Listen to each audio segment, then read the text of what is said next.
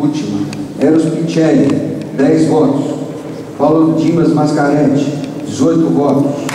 Branco e Luiz, 7. Total de 28 votos.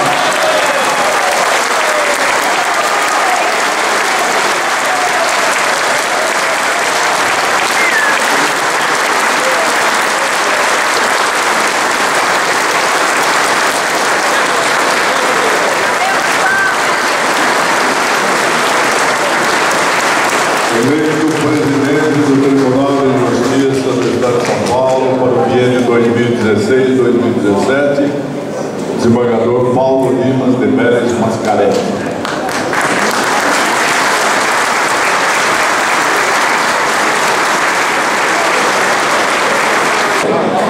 Eu queria, de coração, agradecer a acolhida que todos os candidatos tiveram no gabinete de cada um, que todos os colegas tiveram acolhida nos almoços.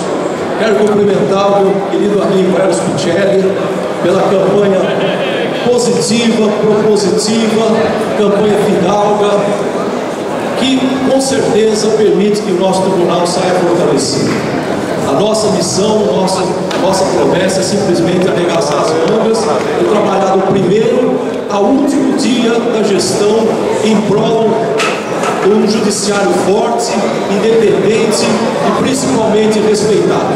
É isso que nós queremos e tenho certeza que nós vamos contar com o comprometimento de todos, dos nossos magistrados e dos nossos servidores. Estaremos todos juntos nesse biênio, unidos, fazendo uma gestão com certeza participativa e transparente.